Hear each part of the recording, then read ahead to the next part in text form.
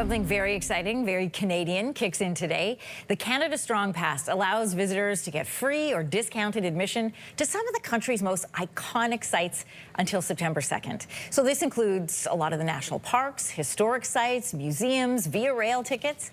Here's an example for you. Someone planning to go to the Fortress of Louisbourg in National Historic Site in Cape Breton, they'd normally pay almost $20 per adult, while the kids are free. And this summer, both kids and adults will be free. That's a good savings.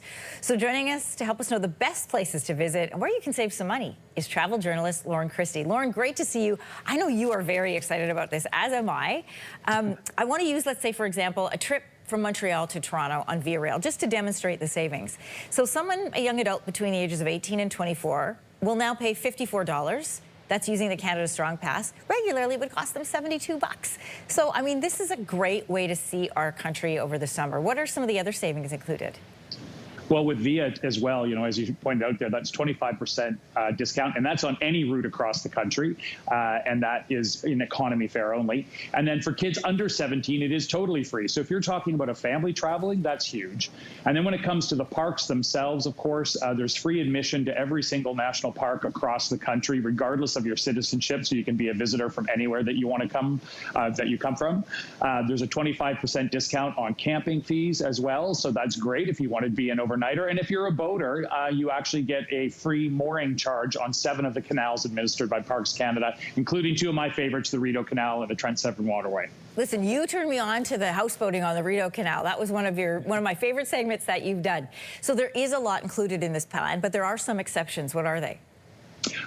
Some of the services provided by third parties. So, for example, guided tours or rentals, perhaps. And there's actually 6 sites that are actually administered by third parties. That's not that many compared to all of them around the country. But, ones like, for example, the Lucy Maud Montgomery House in Cavendish. And then a few little essential items that you will need, like parking, reservation fees, firewood if you're going to have a campfire. And then if you are a boater, the mooring fees are extra as well. And we should remind people that the provincial parks aren't included in this, although there are some exceptions there as well. So just double check websites.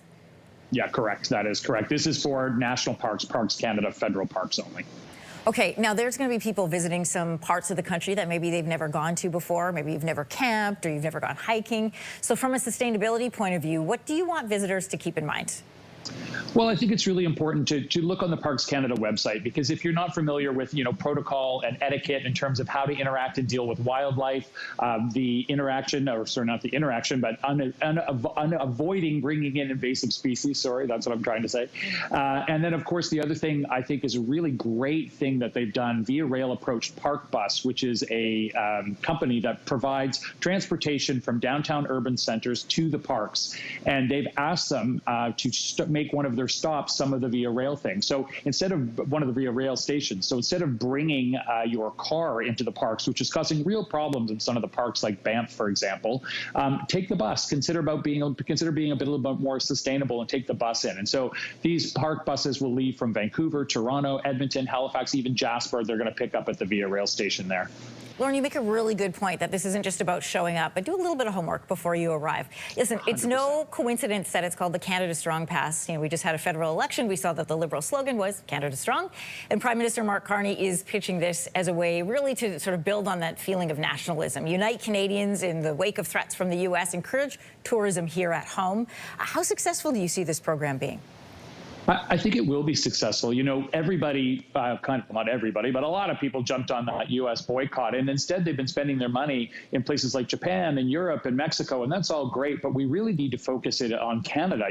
Part of this is, as you said, building our tourism industry and keeping it strong. It employs 2 million Canadians. So I think it's really important for people that are not going to go to the U.S., stay in Canada and spend your money. And what I love about this Canada Strong program is that, I don't know about you, Anne-Marie, but for me, when I think of Canada, I think of those big, beautiful, natural outdoor spaces. I think of trains. I was blessed when I was out of university. I was a tour guide, and I used to take trains back and forth across the country and go to all of these parks. So I can tell you, this really gets the Canadian juices flowing, and it's a really, really great way of promoting, I think, travel in Canada this summer. You were a tour guide. That tracks, Loren Christie.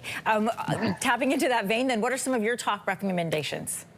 Well, you talked about Lewisburg off the top. I think Lewisburg is a fabulous National Historic Site. If you've never been, it's just a wonderful spot to go and check out. And what's really cool about that is that it's close to the Cape Breton National Highlands Park as well. Beautiful. So if you want to do both of those parks together, that's some great savings. Flipping to the West Coast, if you want to talk about Jasper and Banff, they're great and really popular. But you know what? Go to Waterton National Park. It's a third beautiful park in Alberta. And instead of going to the ones that are a little overcrowded sometimes, like Banff, go to Waterton, and you're still going to see the same great scenery. So there's a bunch to do. For me personally, if I could get around to it, I'd go up north this year. There's a couple in the Yukon and Northwest Territory that I wouldn't mind seeing. So it's good time to go to those parks. Oh, that's a good idea. You and I are tracking because we talked about Waterton as being one of my favorite places to go in this country. Off the top of the show, Loren Christie, great to talk to you on the first day of the Canada Strong Pass. Thank you. Yeah, enjoy.